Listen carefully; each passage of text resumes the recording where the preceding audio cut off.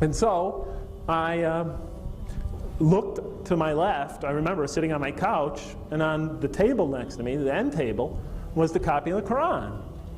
And so I thought, oh well, I'll pick it up and read it. And so I did, and I began to read it. And I found it a very intriguing book. And I picked it up, and I read the first 7 verses, which are essentially a prayer for guidance. You know, it sort of teaches you a prayer for guidance.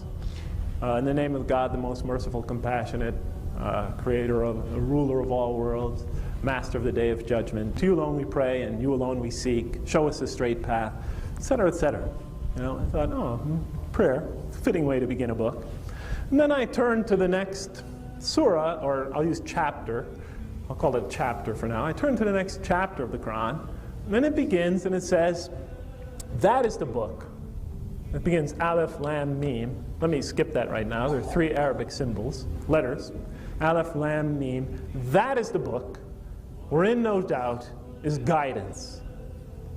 Now, of course, I just realized I had just prayed for guidance, or unknowingly, you know, not intentionally. And then I read this next line, and it says, that is the book, wherein no doubt is guidance, is the guidance.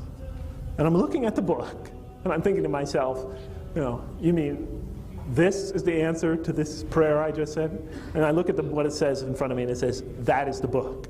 I look up to myself, thinking to myself, this is the book? That is the book.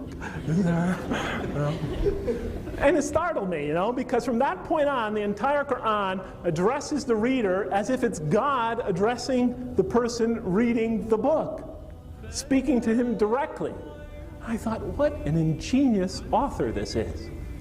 He writes a revelation, and instead of talking about a history or even a biography, it's a personal address from God to the reader. I thought, it's like the 10 Commandments, even more personal than that, expanded to textual form, you know, to a long text. I thought, what a clever genius this author was.